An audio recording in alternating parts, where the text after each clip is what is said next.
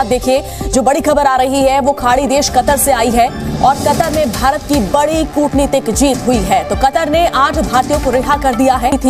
8 में से 7 भारतीय वापस वतन लौट आए हैं। भारत सरकार ने कतर सरकार के इस फैसले की तारीफ की है। वापस इंडिया पहुंच गए हम सेफ एंड साउंड और definitely honourable prime minister Shri Modi को धन्यवाद करना चाहेंगे कि उनके पर्सनल इंटरवेंशन से ये पॉसिबल हुआ और गवर्नमेंट ऑफ कतर के हिज एक्सेलेंसी द अमीर को कि उन्होंने ये होने दिया एंड बस यही बोलना चाहेंगे। Thank you very much. Without the intervention of prime minister Modi it won't be आज हम आपके सामने खड़े नहीं हो रहे होते। Very very thankful government and prime minister Modi की हम लोग बाहर आ सकें और वापस अपने कंट्री में आ सकें। क्या ये इंडिया की डिप्लोमेटिक विन नहीं है? तो सबसे पहले तो बात यह है कि बहुत बहुत मुबारकबाद सिर्फ उनके परिवारजनों को नहीं, सिर्फ उनको नहीं, यह पूरे भारत का मुद्दा है। पूरे भारत को बहुत बहुत शुभकामनाएं। बहुत अच्छा काम हुआ, इसीलिए शुरू से मैं मुस्कुरा रहा हूं। मुझे बहुत अच्छा लग रहा है। I am so happy. India की प्रेजेंस मिडिल ईस्ट में बहुत तेजी से ग्रो कर रही है और यही कहा जा रहा है that the relationship is reaching to the new heights. जिस तरह पाकिस्तान कहता है ना जी कि हम higher than Himalayas and all that, ठीक है, लेकिन असल में कि 7 जो मिडिल ईस्ट स्टेटें हैं उन्होंने मोदी साहब को हाईएस्ट सिविलियन अवार्ड दे रखे हैं उन्होंने। और जो भारतीय डायस्पोरा है उसका इन कंट्रीज के अंदर, कतर के अंदर, यूएई के अंदर, बहरीन के अंदर उनका बड़ा इन्फ्लुएंस है, बिजनेस है, उनके टेक्नोक्रेट हैं। तो हकीकत ये कहना कम नहीं होगा कि उनकी गवर्नमेंट का सारा सिस्टम चलाने वाले भारतीय हैं लोग वहां पे। ठीक है जी। अब मैं दोस्तों आपको 1-2 और बातें बताता हूं, बड़ी इंटरेस्टिंग। क्या हुआ कि भारत में जब ये हो रहा था तब यहां पे एज यूजुअल लोगों ने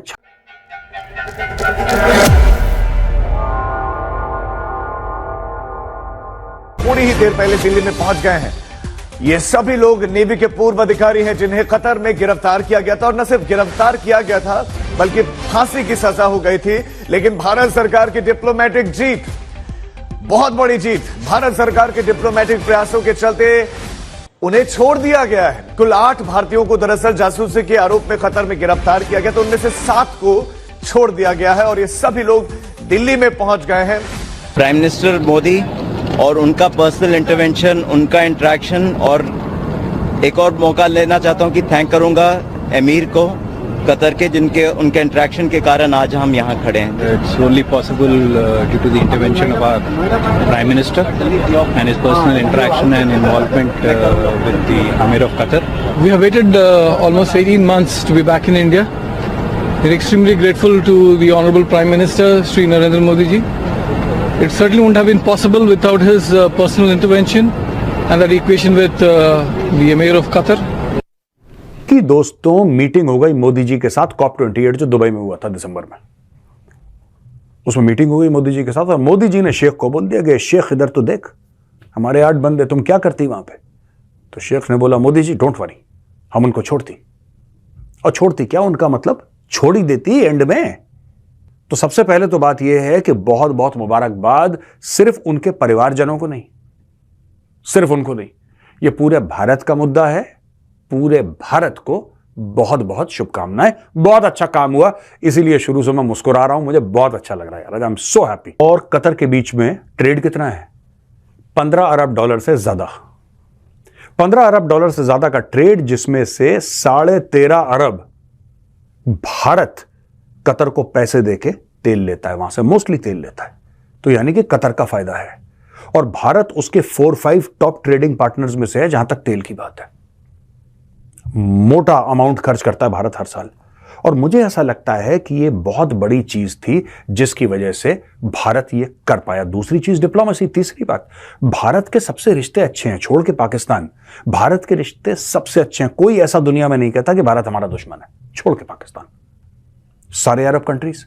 अब कतर करता भी तो क्या करता, देखिए, ठीक है, हम शुक्रिया अदा करते हैं कतर के अमीर हैं, उन्होंने बहुत अच्छा काम करा।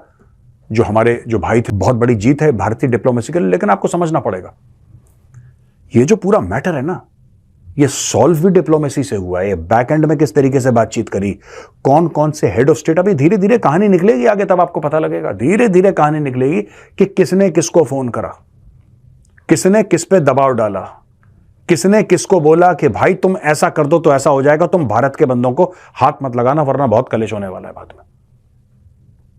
फिर उसके बाद ट्रेड के रिश्ते, फिर पैसे की बात। क्या करते हैं आप? मैं चार्टर्ड अकाउंटेंट हूँ। चार्टर्ड अकाउंटेंट है, पॉलिटिक्स का पता है, आइडिया है थोड़ा बहुत, Slight. या बस काउंटिंग होती रहती है? स्लाइड थोड़ा बहुत not as much but slide I have. पैसे गिनने से फुर्सत नहीं मिलती है ना? नहीं ऐसी बात नहीं है कि पैसे मतलब कि पॉलिटिक्स आजकल आपके सामने जो हो रहा है कि इसमें क्या लेकिन इंटरेस्ट है। इंटरनेशनल पॉलिटिक्स, जियो पॉलिटिक्स तो बहुत अच्छी चल रही है आजकल दुनिया की, अगर हम देखें। जी अच्छा, बहुत बड़ा एक यानी कि खबर आई है कि कतर में 8 फॉर्मर नेवी ऑफिशियल्स थे इंडिया के, जिनको ना डेथ सेंटेंस मिली थी कुछ वजूहात की वजह से अक्टूबर में। कल ही वो डेथ सेंटेंस रिवर्स हो गई है। कितनी बड़ी डिप्लोमेटिक विन है इंडिया के लिए? आई थिंक बहुत बड़ा डिप्लोमेटिक विन है कि एक इस्लामिक कंट्री में उनको डेथ सेंटेंस मिल गया और उनको रिवर्स करवाना। और Qatar is not a small state, it's very influential country. तो मैं कहूँगा बहुत बड़ा डिप्लोमेटिक विन है इंडिया का, और हमें भी अपने देखना चाहिए और कि हमें लोन नहीं मिल रहे और उनको स्पाइस। आपको भी और लोन चाहिए? चार्टर्ड अकाउंटेंट होके भी आपको लोन चाहिए? नहीं, मतलब कि हमें हमारे जो कंट्रीज हैं, हमारे जो एलाइज हैं, हमारे कतर इज़ आवर एलाई, मतलब कि इस्लामिक कंट्री है तो हमारी कोई इतनी सपोर्ट नहीं। लेकिन इंडिया का वो आउट ऑफ द वे जाके उनके स्पाइस पकड़े गए हैं जो उनके कंट्री के एंटी काम कर रहे हैं, उनको उन्होंने। बट ये चीज प्रूफ नहीं हुई ना, प्रूफ नहीं हुई कि वो, मतलब प्रूफ कहाँ होता है स्पाइस वगैरह का? डिप्लोमेटिक रिलेशंस किसी भी मुल्क के लिए कितने जरूरी है? वेरी आजकल की दुनिया में आप देख लें, this is the hybrid war, जिसमें डिप्लोमेटिकली एक दूसरे के साथ अच्छे रिलेशंस के साथ ही आपने बेनिफिट्स को दूसरों के साथ लेकिन एक बड़ी पाकिस्तानियों से मैंने बात की तो पाकिस्तानियों का एक पॉइंट है, भाई इंडिया पैसे वाले हैं तो बंदे भी छूटेंगे। Like diplomacy is another thing और इकोनॉमिक ग्रोथ एक अलग चीज है। ठीक है, थोड़ा सा रिलेशन है but both go side by side. मतलब कि इंडिया भी हमारे साथ साथ ही था ना। अभी ये हमारी करेंसी की डिवैल्यूएशन इतनी हुई है कि वो आगे चला गया और उन्होंने, जारी बात है, उन्होंने असेस किया अपनी चीज़ों को, ठीक किया और अच्छी तरीके से अपनी इंडस्ट्री, हम अपनी इंडस्ट्री को उस तरह से नहीं कर रहे तो जारी बात है हमें लॉस, पीछे रह गए उनसे काफ़ी। तो पाकिस्तान इतने जेलस क्यों हैं, इतनी नफरतें क्यों कर रहे हैं पाकिस्तानी? बाकी कतर भी देख लें, साथ चल रहा है। यूएई में COP28 हुआ तो वो मोदी आगे थे, सऊदीया में दोनों साइड से होता है ना, दोनों साइड से होता है, उधर से भी है, इधर से भी पाकिस्तान की side. But they are making good relations with Islamic countries ना? They are making, but they will not make because their stake is with that they are making good relations with those Islamic countries जो पहले से बहुत stable हैं। जबकि हमारा unfortunately नहीं stable है तो हमारा उनके साथ इंटरेस्ट नहीं ब्लॉक करता। तो ट्रेडिंग जब हो रही थी तो ट्रेडिंग किसने रोकी थी, आपको आइडिया है? ट्रेडिंग में